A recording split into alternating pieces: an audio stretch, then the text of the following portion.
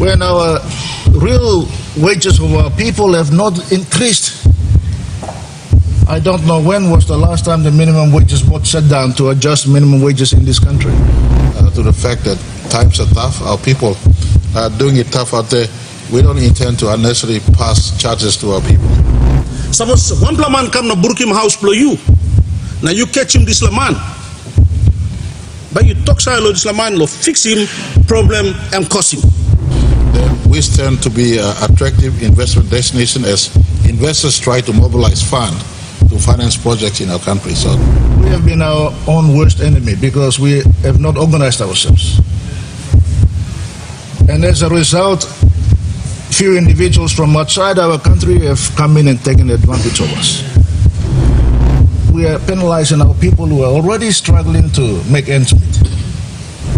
Also, me ask him, Prime Minister, Minister, now ministers, please, you carry Mr. Bill, go back. I don't know why there's a rush to this passing of this legislation. Many of us support the minister, and I congratulate the minister for bringing this bill onto this floor. It's a very important conversation to have in this country. Mr. Speaker, this particular issue on carbon trading and, of course, climate change in general has got a huge potential for our country.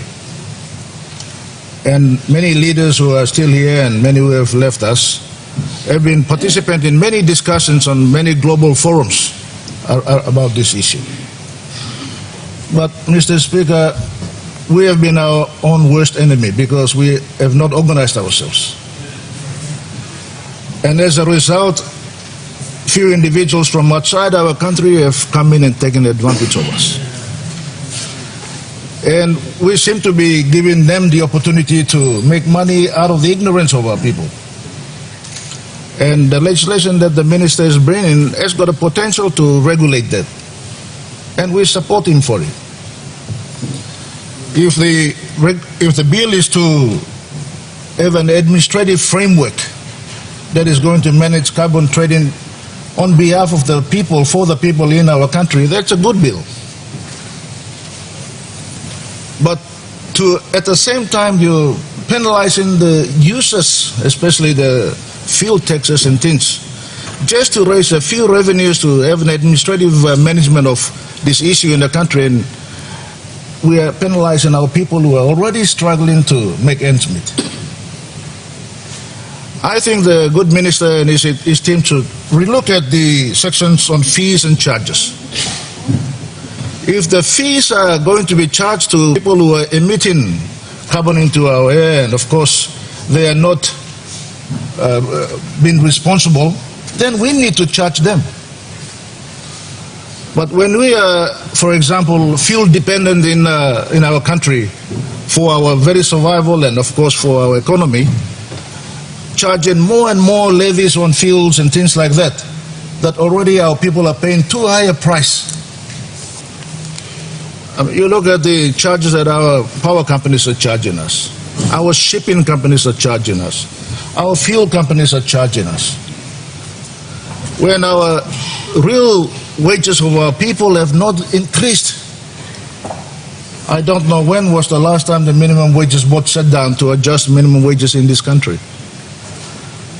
So you and I, as the leaders of our people, we're sitting in this house, we know how our people are struggling. Now, if this bill is just another way of establishing trust accounts and raising more revenues for government and departments to run, please let us not fund the inefficiencies by charging our people more taxes and more fees. We can fund this through our budget. You've got a budget coming up in November. And this particular bill can go together with the budget papers, so we all can support it. Because, as we know, Mr. Speaker, over the past many years, we've seen so many carbon cowboys come and go. And when our managers and our public servants are not working, these cowboys take over all the international conferences and run around doing deals on our behalf, which benefits them. They come and do deals with our landowners, giving them nothing virtually. we are reading many articles on India which is reflecting this. I think it is responsible for us as a government and of course leaders of our people to make sure that we protect our people's rights to the benefits of this big carbon market that's there. Papua New Guinea has fallen well behind, Mr. Speaker. We have fallen well behind the rest of the world. When in fact we represent almost 7 or 8% of the biodiversity of our global climate and environment. So, Mr. Speaker, I think this particular bill, if we frame it properly, is worth billions to our economy. And the minister needs to be supported. But I think that, it's in its third reading. The minister needs to get more consultations about especially the charges and the fees that we are passing on to our people. There's nothing wrong with about introducing bills that are going to tighten the administration of carbon market in our country and especially dealing with our international partners. Mr. Speaker, when I hear of some of the other smaller Pacific Island countries having access to these big commitments and funds that were made committed to many developing nations around the world, where is PNG? Why are we not organized to access those funds? That will go to mitigating some of the issues that the other honorable leaders are bringing up. Some of the devastating effects of climate change in the coastal communities. Those funds are available for that purpose. It's just us not accessing it properly. We're not putting the documents and the proposals properly to this organization so they can fund us. We writing one letter and one meeting and we tin but money bakama tomorrow tasol. It doesn't work like that. You need to get your documentation in order so that you can have access to those funds. And I think it's important that we take proper and competent advice from our public servants. They need to do their job. And of course, that will give us access to these funds that we are trying to access. The other issue that I want to bring is that in relation to giving us no credibility whatsoever is we keep on supporting projects that are not in our national interest. We keep on dealing with people with questionable backgrounds, especially in this industry. Many years ago, there was a big rush to go around and, of course, try and look up all the landowners and everybody around the country, promising millions and millions of kina. Some of us in our small electorates, we had to try and fend off this kind of behavior. And of course, our people were upset with us, thinking that we are trying to stop them having access to millions and millions of kina. This kind of cargo cult expectations that we are breeding and feeding to our people need to stop. And this law can bring about that change and bring about that stability and, of course, have an orderly approach in managing carbon trade in our country, Mr. Speaker. Mr. Speaker, I think the fees that we are talking about is not that much, but once you establish it by law, and once you bring it through, it will continuously increase. There will be no stop to it.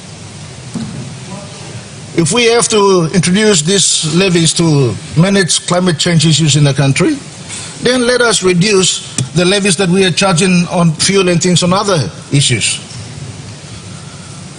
For instance, only not so long ago, we introduced an additional forestry tax, which brought it up to 70%, killing the entire industry. I thought that that tax was to manage our climate change issues in the country. So the good point raised by the member for Kundiawa needs to be appreciated and taken into account. Let us not duplicate issues where we're just maintaining people in jobs. We need to get the issues right so that the benefits really travel down to and flows down to our people, Mr. Speaker. So, Mr. Speaker, we are already, just to conclude a few words, we are already in an over-regulated, fees charged and fees that our people are struggling to pay. Let's take time to take stock of this and review this, especially Section 38, and then reintroduce this particular bill together with your budget papers And if the minister needs support, the budget should support him to manage the administrative work of this very important department. Thank you, Mr. Speaker. Mr. Speaker, firstly, let me say that I was very fortunate in the past to have attended one of these meetings in Paris, COP21, and having heard what the minister has presented before us, it worries me a bit. It worries me in that bigger emitters of CO2 have refused to sign on the dotted line. Now, this is a country, Mr. Speaker, who emits less than 1% or even less than 0.5%, are penalizing ourselves and our people to pay for somebody's wrongdoing. Mr. Speaker, suppose one plaman come na burkim house plo you, now you catch him this laman, but you talk silo this laman lo fix him problem and cause him. You know, blow you turn him na talking Mary blow you. Problem here, money cause him to so limit to pay him. That's why, Mr. Speaker, as I stand here to support the opposition leader and our views on the issue of climate change that is affecting the world, but more so Yumilo, Papua New Guinea, I take note of this. And the governor of Marape rightfully said that way back then, Sir Michael Somare realized the potential that Papua New Guinea has. The potential in that we are the third largest forest cover in the world. That on its own, Mr. Speaker, is already a measure and a contribution of Papua New Guinea's contribution to the greenhouse emissions. Mr. Speaker, if we are already contributing by preserving our forest, by making certain that the emissions of CO2 that are emitted by industrialized nations are taken care of by our forest, we are already playing our part to save the world.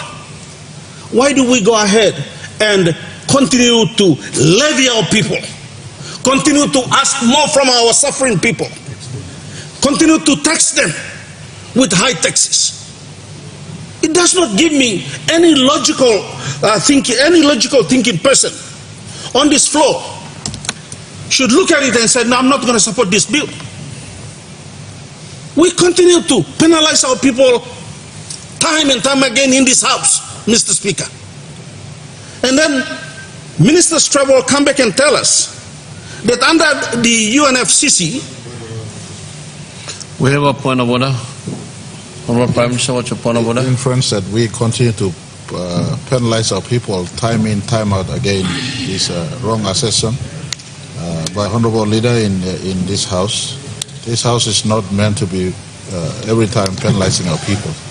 That is a wrong assessment, and using Section 141 and subsection 2 of the Standing Order, it cannot contest government policy based on assessment or inferences. Thank you, Mr. Speaker.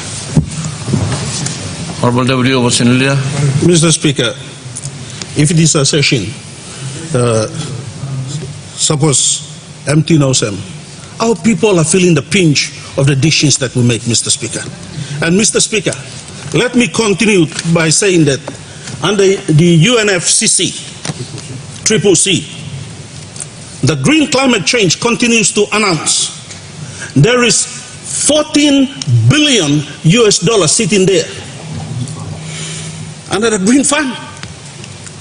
Why can't, under this bill, we put a team together that will access that fund to fix our issues in the country, the issues that were created by industrialized nations, issues that were not created by us? Why do we have to penalize ourselves for someone else doing? It is important that this bill, when I look at this bill, it is about domestic trades, not about international trade. It's not about emission schemes, carbon trade internationally. It's about ourselves here. Why are we trading within ourselves? Simply register and use the trading schemes that are currently already available in the international markets, not within us. So, Mr. Speaker, me, like a minister, and a prime minister, and a leader of government business, that the provision in this bill should be removed or relooked at, now revised, so that time you look in this bill, the opposition leader has highlighted the figures already, Mr. Speaker. The effect that will hit our people. The treasurer knows very well. Currently, a can of Coke on his island costs about 7 kina. Today, fuel cost on the Kiruna Islands is 8 kina per liter. With this bill, it will go up to 10 kina per liter. Zoom, for that matter. It will affect our people more severely. Also, me ask him, Prime Minister, Minister, now ministers, please, you carry Mr. Bill, go back, do a proper analysis. And behind you, come, Nibla opposition by supporting. So, Mr. Speaker, I would like to take this opportunity to talk for the last time also. Boats workload transporting, all people blame me. Nakaikai lo sawara. Now by Salim Mogara, cost that they've incurred back to the end user, and the end user is the people. We have to consider our people when it comes to making such decisions. We have to consult more on this paper. I don't think there is sufficient consultation in this paper, Mr. Speaker. Finally, Mr. Speaker, you Blue Island, me Blue Island, and a lot of people out here, seated here, leaders who are seated here, are from remote places. Now, me Pili Mosem, Mr. Speaker, if NCDC has already felt the effect, now listen, PMV fare, go on tap lo 2 kina, and by go on tap here. Taxi now or Kati Mosem lo 20 kina, whether you travel lo here, go down lo Gorens Market, you're not buying less than 20 kina, it has to be more than 20 kina. Why have they come up with these measures? Such bills will push those prices up.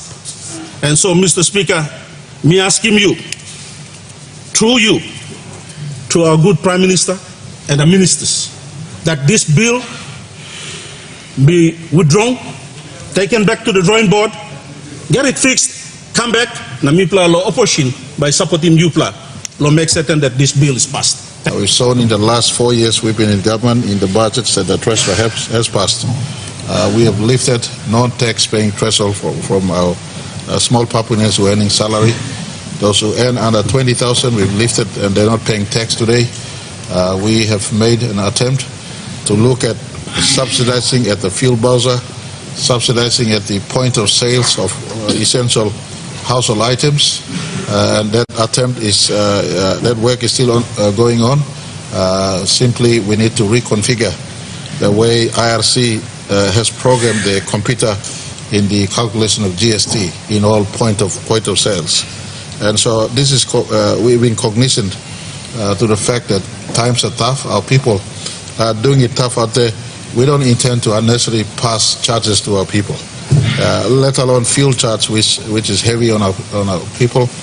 And if the unintended consequence of what is being proposed here stares in our face, then our government will make necessary corrections as Treasurer brings our budget papers in November. I will give assurance to this House. This bill has no intention whatsoever to pass the cost of burden or pass the cost of these fuels to our people. Expressly, and I note with special interest the mentioning of fertilizer. and fuel in this bill, I want to give my fullest assurance. We will take a look into these specific provisions of this bill, but the whole of the presentation by the minister is good in a work towards making our country better identified as a green country, sensitive to our global obligations of ensuring that we are living in sync with our obligation to protect the environment. Right now, Mr. Speaker, I want to indicate to all of you, global finances are shifting. More corporate boards, including ExxonMobil and Total, they have more green consciousness in their board than ever before. And when our country have a label of green country, that we are conscious to our environmental responsibilities, then we stand to be an attractive investment destination as investors try to mobilize funds to finance projects in our country. So that is the other counter of the debate. As we grow economy, as investors come in, and I appreciate the commentary by the member for Yelibu on the importance of this climate change conversation. In fact, his government passed the first climate change bill we had. That was work in progress over many governments. Somare government started the process. When the world was not yet talking about climate change matters, the father of our country, great-grand chief Sir Michael Somare, was talking about climate change, was talking about forest conservation, was talking about ending from our country's propensity to be a carbon sink. And that propensity, that potential, that asset still remains. What the minister is doing is to harness and try to refine further his organization so that there could be an effective organization to be a one-stop spot to get out there, mobilize climate change resources and funding to come in. We've been attending many COP meetings, COP24, COP25, COP26, COP27, and I've been asked to attend COP28 simply by the fact that we are a big ocean nation and we are a big forest nation. I did protest in a meeting where forest nations gathered at Libreville in Gabon. I said PNG will not attend COP28, but we were especially requested to attend COP28 and we will do so. But our conversation will go at the back of PNG and small island nations. They are big carbon climate change and sea level rise victims, yet we are taking steps, and all of you who are big carbon emitters, you're not being honest, you're not committing to the cause, you're not contributing.